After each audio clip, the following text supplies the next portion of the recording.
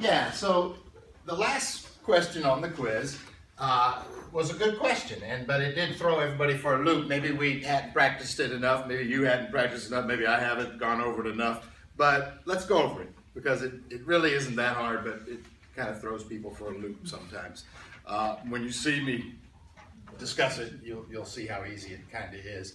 But we're talking about throwing something up in the air, and when we throw something straight up in the air, it follows this equation. On Earth, we have this equation. We have S of t equals negative 16 t squared plus v naught t plus s naught. And in the problem, somebody should tell us v naught. It is the initial velocity. So it shouldn't be a variable, unless sometimes there's problems that are looking for that. You know, sometimes there's all kinds of twists and turns on these problems. There's all kinds of questions we can ask. but that's a number that's usually given in the problem or asked for. That S naught is the initial height. So what are the variables? The variables in this problem are t, which is time in seconds, and s of t, which is, our y value, but our y value is height, and it's in feet. So this is just outlining the problem. On the specific one that was on last week's quiz, it said, what did it say? That I was at the top of the library, 94 feet above the ground, and I threw a baseball straight up with an initial velocity of 44 feet per second. So it was your job to read that sentence or two and put those numbers in the right place, which isn't that hard, but again, maybe we haven't practiced it that much. But what I just read you said, what did it say? The initial velocity was, actually, it said I started off at the library, which was 94 feet above the ground. So what's that? Oops, I wrote something wrong here. Yeah, sorry. That's S naught, the initial height. Sorry about that. Of course, that makes it more confusing when the teacher writes wrong words on the board. V with a subscript 0 is an initial velocity, and S with a subscript 0 is an initial height. Yes, sir? The last problem I have on the quiz is the space shuttle one. Oh, okay, yeah. So we're working on Friday's quiz. Yeah, okay. That's all right. And we'll get back to that thing probably too. But, yeah, so the 94 feet is the initial height. The 44 feet per second is my initial velocity. And I put those in the problem. And I have a quadratic equation. And, where does the calculus come in? What did we learn in calculus? That if we take the derivative of a height equation or a position equation, that we get a velocity equation. And if we take the derivative of a velocity equation, we get an acceleration equation, which I don't think we need in this problem. The acceleration in this kind of question is just the acceleration due to gravity. We could explore it. We could do a couple derivatives and find it, but it's just going to be good old negative 32, which is what gravity is on Earth. But the calculus is that if we take this derivative, we get a velocity equation. I think students confuse velocity. There's already a velocity in this problem. Where is it? It's this initial velocity, but that's just the force, the initial speed I threw that ball, and it's only good in that one spot for that one instant. After that, when that ball leaves my hand, it's slowing down. It reaches a peak. It speeds back up. So as soon as it leaves my hand, the velocity is constantly changing. It's a changing velocity. It's slowing down until it reaches its peak. What is its speed at when it reaches its peak? 0. Technically 0 for a brief instant. Then it falls back toward Earth and speeds up back toward Earth.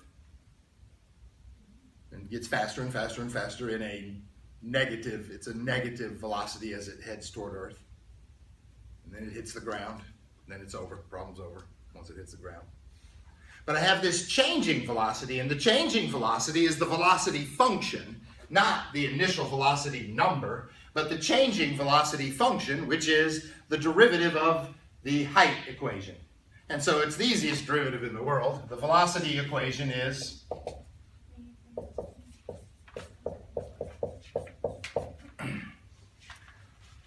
and then maybe you can answer the questions that were asked. Listen, here's the questions that were asked. Part A was, when does it hit the ground? When does it hit the ground? And that has nothing to do with velocity, really. What would you do with that? When does it hit the ground? Any good ideas? Set as of t equals 0. Thank you. I think the ground would be, this height equation would be equal to 0. We would set this equal to 0. This is the height at any time. If we're hitting the ground, I think we should set this height equal to 0 and try to solve. I mean, this is algebra. There's no calculus in part A. In part A, I'm setting the height equal to 0 and I'm solving a quadratic equation. And how do you solve a quadratic equation?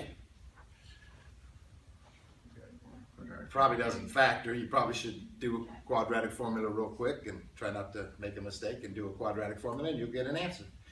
You'll actually get two answers. You'll toss one away because it'll be some negative time.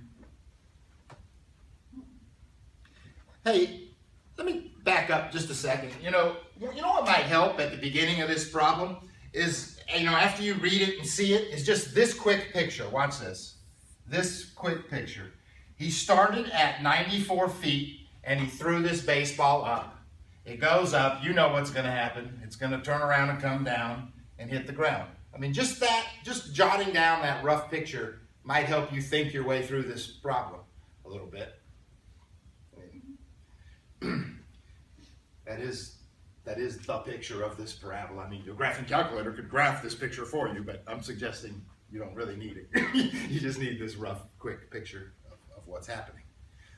This axis is time, and this is height.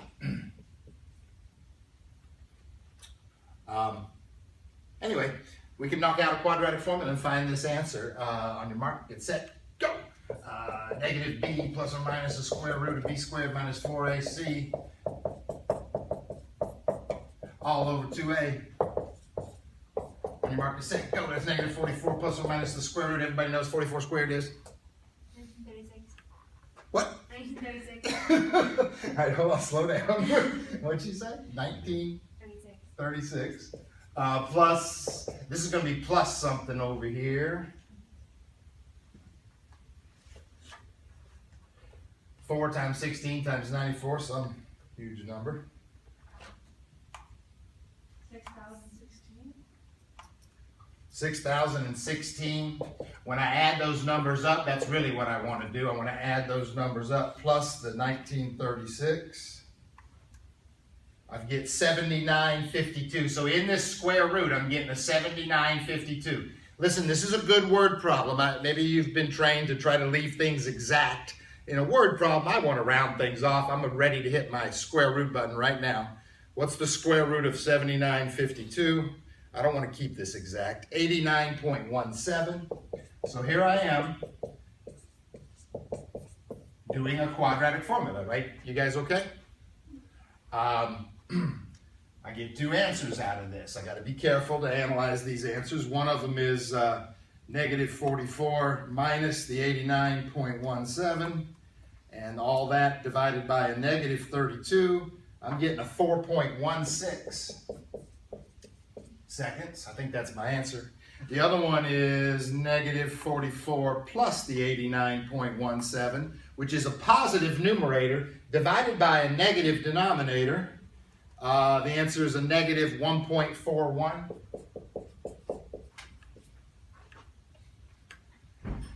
That's the bogus answer. That doesn't, in our real situation, that time doesn't exist. You know what that time is? That negative time is if this leg of the parabola extended on down here, that would be this time.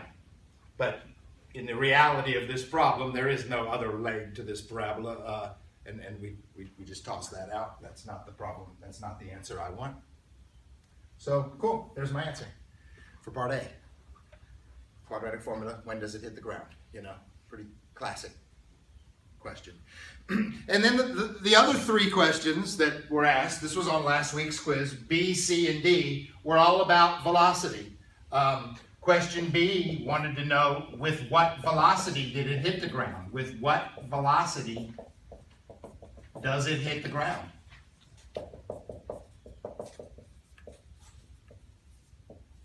So I'm looking for the velocity at any moment. When they ask me for a velocity, I don't want that top equation. I want this equation. That's my velocity at any moment. That's my slope of the tangent line at any moment. It's my velocity at any moment. And if I want at the moment when it hits the ground, then I needed the answer to part A. So if you missed part A, you definitely could have missed part B, I suppose, because I needed this time. See, I guess when they ask you for the velocity at any time, you need a time. That's what you need to plug into this velocity. You need a time. So the velocity when it hits the ground is the velocity at that time. So I'm plugging in a 4.16 into this, and negative 32 times 4.16 plus 44.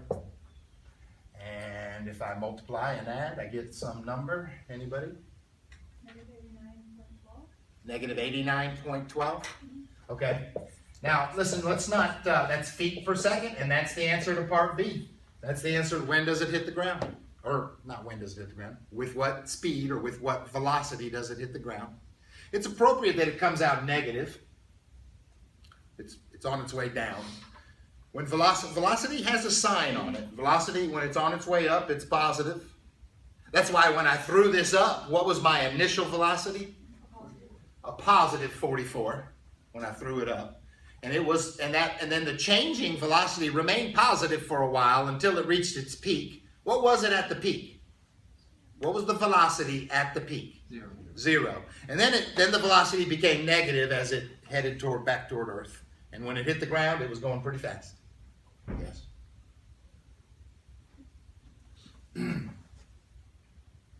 Is this making more sense today than it did Friday? Yeah. All right. Part C was a kind of a classic question. I mean, part C said, what's the velocity? What is the velocity when it's at max height? And I've asked you that 3 times already this morning.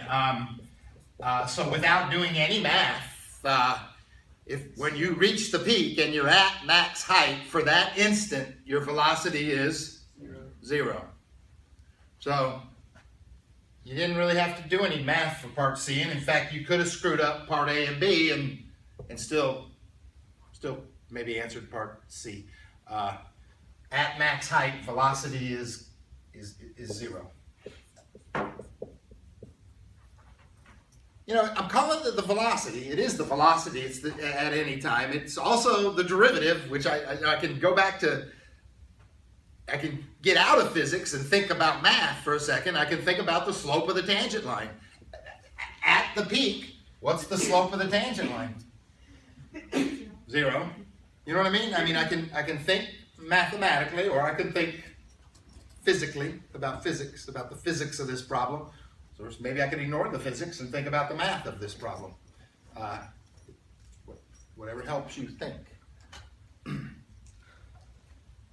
And then part D just was, what's the velocity at I think I said 2.3 seconds or something like that. Anyway, again, you could have answered this without A or B or C.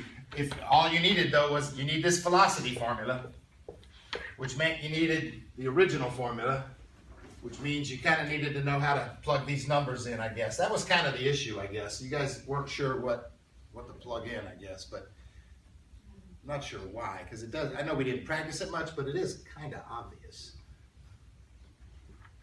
when you read the problem. The initial velocity was given, and the initial height was given, and you plug them in, and you got an equation. Part D, sorry, I'm rambling. Part D was, what is the velocity at t equals 2.3 seconds, I think. So what do? Plug 2.3 into, plug it into the right equation, please. Plug it into the velocity equation, and you can find your velocity at any time. This is what this is. You can find the velocity at any time.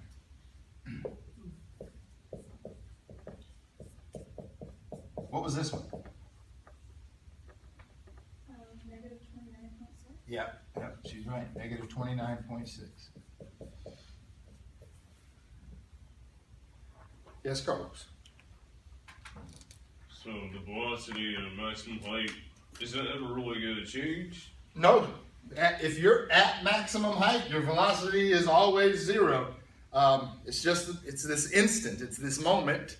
Yeah, that's what it is. And it doesn't even matter which problem I give you. I gave you a different problem with different numbers. This is sort of a true fact. I didn't need any. This was a concept, and I didn't really need any math to help me with this. I just needed that concept in my brain. Yes? And another thing, you said that the VT equals negative 32t plus 44. That's the velocity equation.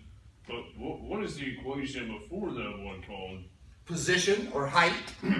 This S of t is height. And the derivative of height or position, you could call it position, you could call it distance, right you guys? It's a height. You could call that distance above the ground. We could call it position above the ground. I can refer to, but it's height above the ground. But I can refer, these are all synonyms in a way. If I did another problem where I'm running around horizontally, I wouldn't call my distance height. Okay, this is, I would call it distance of some sort. But when I'm throwing something in the air, my distance problem becomes a height problem, or my position becomes height when I'm above the ground.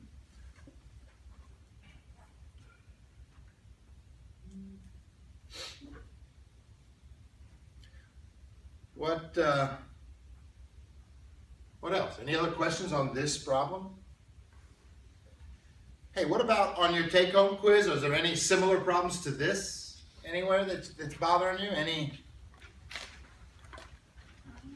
You know what I think happened on one of the book questions and in some questions, instead of throwing something up, sometimes they just drop something. And when they just drop something, what's the initial velocity when you just drop something? 0.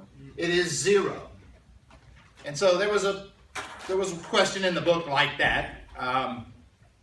So some of you kind of got thrown off by that idea. In other words, you kind of assumed this was 0 for some reason, but it's definitely not always 0.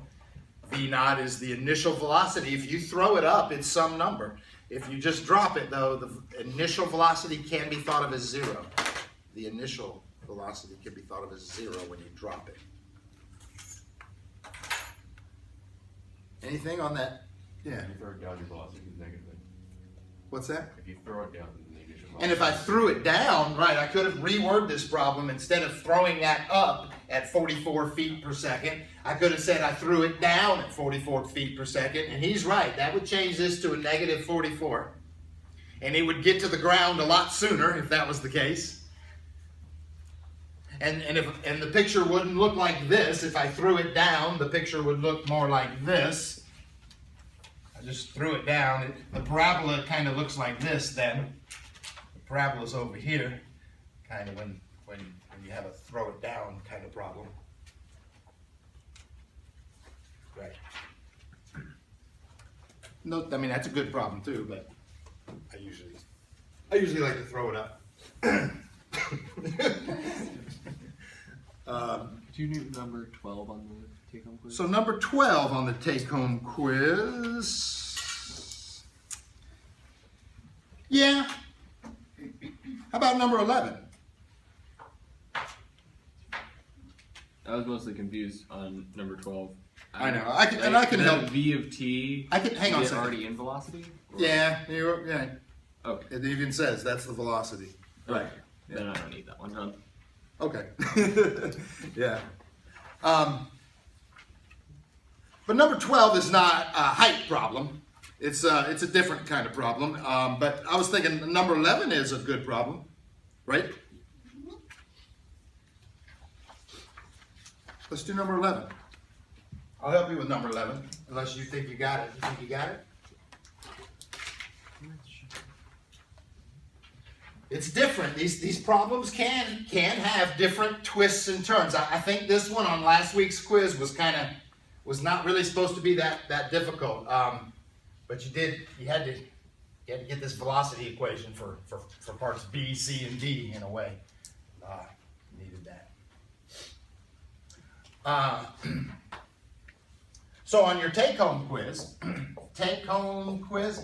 number 11, it says Alice is wandering around Wonderland and a trap door opens beneath her feet and she began to fall. If you don't mind, I like to think of that as, she's just wandering around and she fell. A door opened and she fell. So did she jump up? No. Did she jump down through the hole? No, she just fell. So what was her initial velocity? 0. I think it would be 0. It's like she was dropped. But you have to put a little thought into that and come up with that idea. So I think her initial velocity is 0. Which means, what's the equation? The equation is this. Here's Alice. This is the height of Alice, and it's negative 16t squared. But with that v naught being 0, that whole term is 0. And then I have some s naught. If I keep reading, maybe they'll tell me s naught. But the truth is, I don't think they tell me s naught. I think that's what they're actually asking for. Did you figure that out? Maybe you did figure that out. Let me read it. What does it say? A trapdoor opened beneath her feet. After 10 seconds, she landed in the middle of a room. Whatever. She landed on the ground.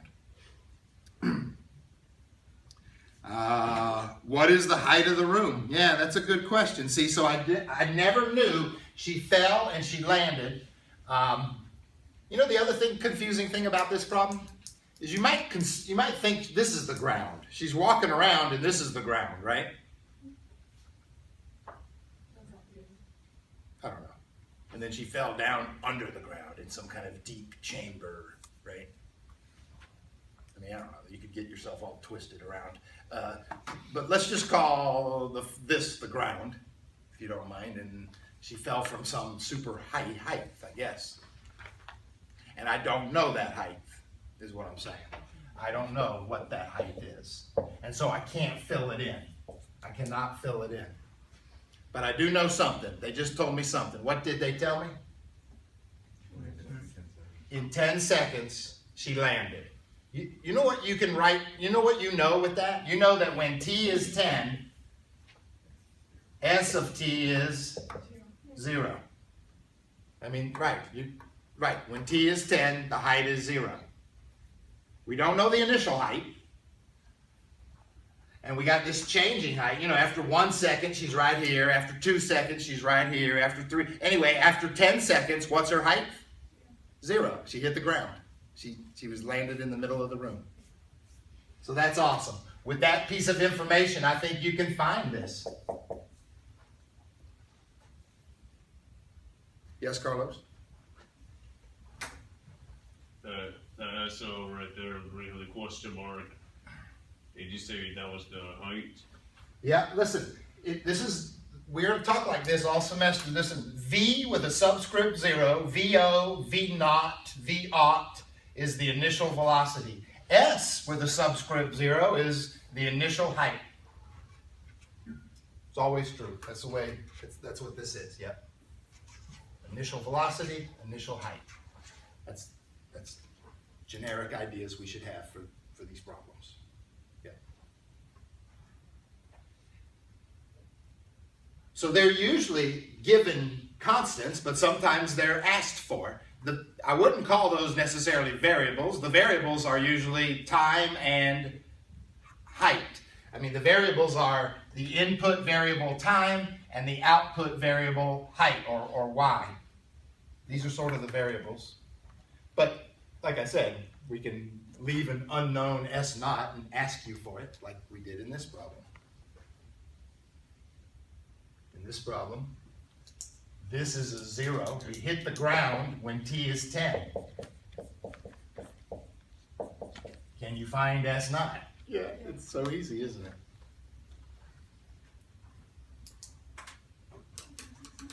That's 100 times 16. It's negative 1600. When you move it to this side, it's a positive 1600. That's S naught. That's the answer to part A, I think. That's the answer to part A.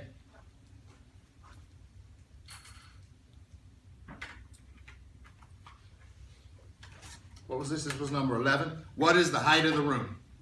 Yeah, I think we found that.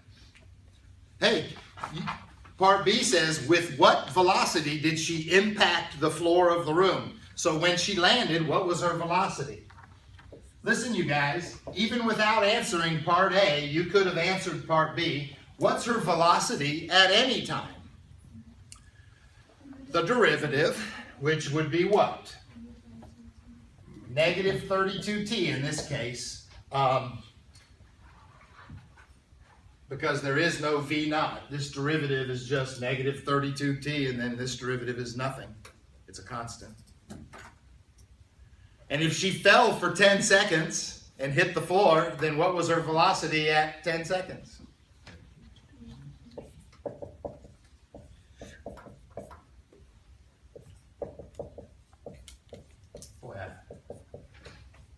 So, again, sometimes these are easy problems, but the words are new to us, and they bother us a little. But the math usually isn't necessarily too hard on these problems.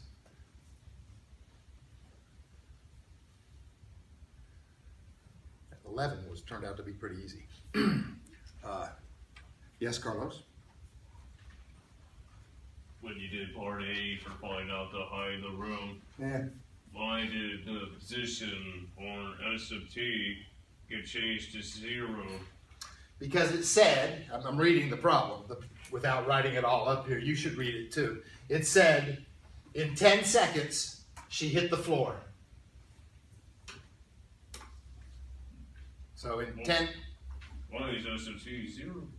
well, she hit the floor. And when you hit the floor, or the ground, your height is 0. Oh, so that's after she hits the floor? Or at the moment she hit the floor. In 10 seconds, her height, she hit the floor. That's what that says in math. In English, you say, in 10 seconds she hit the floor. Poor girl.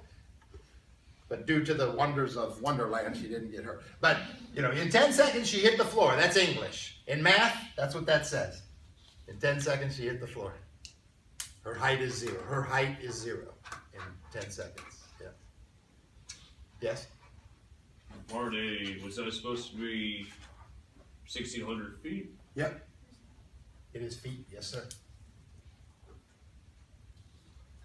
You're going to be thinking about measurements of this quiz, or do you Units. I mean, when we're doing word problems, we should attach units to the answer. We should. Okay. How many points they're worth, and how am I going to grade them, and how tough am I going to grade them, I can't answer right now. But when we're doing word problems with units, they should, it should be part of our answer. It always should. Yeah.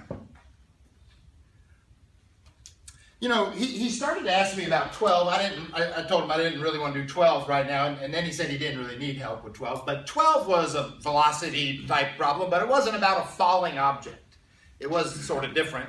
It says, number 12 says, your car is traveling, and the velocity of your car at any moment is this equation. The velocity of the car at any moment is this equation. 90t over 4t plus 10.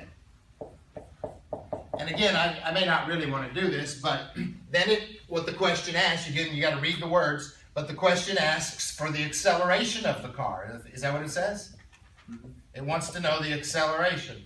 So there's a calculus physics concept here, and that is what? If you take the derivative of velocity, you get acceleration formula. So they're asking me for acceleration at certain times at t equals 5 and at t equals 10. Was there another one? And 1. So they want the acceleration, so there's kind of 3 answers they're going to want. But first I need an acceleration formula, which basically means take a derivative and plug these numbers in. Are you guys with me? Good. And then it's a little quotient rule, I suppose, right? And so anyway, yes, ma'am. For this question, is it okay if we put it in decimal form? Because it doesn't say in the problem to round it, or do you want it in brackets? Again, if it's a word problem, I don't mind you giving me rounded off, close, approximate decimals. I don't. I mean, if... yeah. Because are they kind of weird answers, some of them? Yeah, like 229 is the answer. 225 over 49? Yeah. That was one of your answers? Yeah, I And if got you, that's not a pretty decimal, it's not a very pretty fraction either. What is it when you decimalize it? it is 4.59. Something. Right. So 4.59 is probably good. Yeah. So it doesn't matter which way, just so long it's close enough. If we're doing word problems, decimal approximations makes more sense to me. Okay. Yes, sir? So 2 decimal places is usually what you probably want to see. Yeah, every problem sort of depends. I'd like you to kind of be skilled enough to read the question and decide yourself how many decimal places seem appropriate. But, I mean, just based on what's going on in this problem, but 1 or 2 or 3 decimals is usually good enough for most things. Yeah.